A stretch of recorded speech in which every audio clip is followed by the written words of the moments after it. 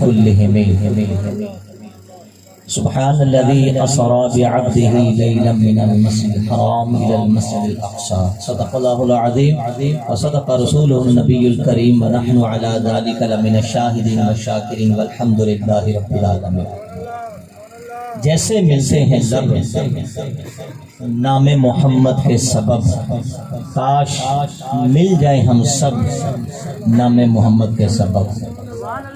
جو جگہ خالی ہے تو کوشش فرما کر اگر آپ قریب قریب تشریف لے آئیں گے، اور یہ قریب قریب تشریف لانا اور خالی جگہ کو پور کرنا، دوسرے مسلمانوں کے لیے جگہ بنانا، یہ حضور کے صحابہ کی سنت ہے. مجھے مختصر سا بیان کرنے کا حکم دیا گیا ہے تو میں چند باتیں ذکر کر کے، اور جو خصوصی خطاب ہے وہ حضرت انشاءاللہ آپ کے سامنے سندھی زبان میں ذکر کریں گے. اردو زبان بھی آپ لوگ سمجھتے ہیں نا الحمدللہ؟ سمجھتے ہیں الحمدللہ. تو آپ سنیں، یہاں بیٹھے انشاءاللہ. ہمارے محمد ایاز اطاری صاحب جو وہیں ہمارے پاس پڑھتے ہیں، ان کے والد محمد جمن کا چونکہ آپ کو پتہ انتقال ہوا تھا، انہی کے احسان ثواب کے لیے آج کی محفل کا اہتمام کیا گیا ہے. دیکھیے احسان ثواب برحق ہے.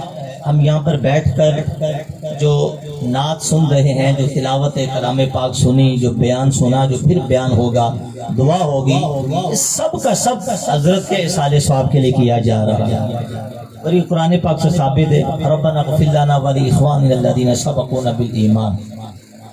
قرآن کریم کے اندر یہ دعا ہے کہ اے اللہ تو بخش دے ہمارے ان بھائیوں کو جو ہم سے پہلے ایمان کی حالت میں گزر چکے ہیں. تو مردوں کے لیے دعا کرنا تو قرآن پاک سے ثابت ہے.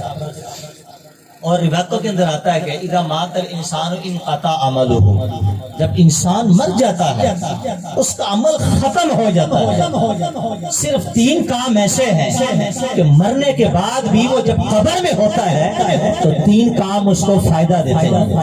اس کو ذرا بغور آپ نے سنتا، پھر میں اپنے بیان کو شروع کرتا ہوں. ایک فرمایا مفہوم عرض کر رہا ہوں حدیث کا. ایک تو وہ صدقہ جاریہ جو مرنے والا کر کے چلا گیا، صدقہ جاریہ، مسجد میں پنکھا لگا دیا، کسی یتیم کے سر پہ ہاتھ رکھ گیا، کسی بیوہ کو جہیز دے کے چلا گیا، کسی غریب کی مدد کر گیا.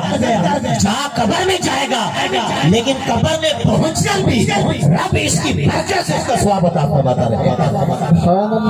اور دوسری بات سرکار نے فرمایا وہ دین جو مرنے والا کسی کو سکھا کے چلا گیا، قبر میں پہنچ گیا، لوگ اس کے سکھائے ہوئے دین پر عمل کرتے رہیں گے، مرنے والے کو قبر میں اس کا احسان ثواب پہنچتا رہے گا. نمبر 3 فرمایا اس کی نیک اولاد. آج ہمارے ایاز بھائی، ان کے والد صاحب ان کو چھوڑ کے چلے گئے. نیک اولاد جب تک قرآن پڑھے گی، نمازیں پڑھتی رہے گی، لوگوں کو گناہوں سے بچاتی رہے گی، اسلام کا کام کرتی رہے گی. مرنے والا تو چلا گیا لیکن اس نیک بچے کی وجہ سے خالق کائنات قبر کے اندر مرنے والے کو ثواب عطا فرماتا ہے. تو یہ نیتیں کر کے جاؤ بھائیو، مرنا سب نے ہے، کوئی زندہ نہ رہے گا. باقی رہنے والی ذات خالق لم یزل کی ہے، دنیا فانی ہے، ہر ایک کو موت آنی ہے. تو جاتے جاتے صدقہ خیرات کر جاؤ، دین سیکھ کر سکھا جاؤ، اپنے بچوں کو حافظ بناؤ، قرآن کا عالم بناؤ، تاکہ جب تم قبر میں چلے جاؤ یہ بچے تمہارے لیے بخشش کا ذریعہ بن جائے.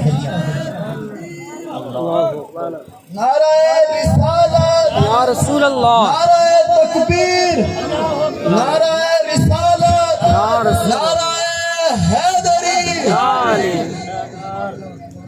چونکہ وقت کا مسئلہ ہے تو میں عرض کروں گا کہ تھوڑا سا آپ سننے کی کوشش کریں. اللہ کریم جو ہے جو ہم سنیں گے اس کو یاد رکھیں، آگے پھیلانے کی توفیق عطا فرمائے. آمین آمین. واقعہ معراج تو بڑا طویل ہے، میں اپنی مسجد میں مہینے تک بیان، وقت بھی نہیں ہے مجھے مختصر بیان کرنے کا ذکر کیا. یاد رکھیے سرکار کا ذکر ہر جگہ ہو، یہ ایمان والوں کی نشانی ہے.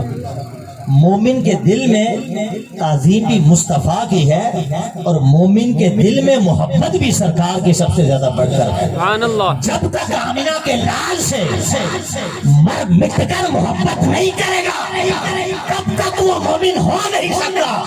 اور جو تن من دھن مصطفیٰ کے اوپر قربان کر دے وہی مومن ہے, وہی حقیقت میں مسلمان کہلانے کا حقدار ہے. سبحان اللہ. سرکار فرماتے ذکر الانبیاء من العبادہ وذکر الصالحین کفارہ. انبیاء کا ذکر کرنا یہ عبادت ہوتا ہے, نیک لوگوں کا ذکر کرنا گناہوں کا کفارہ ہوتا ہے.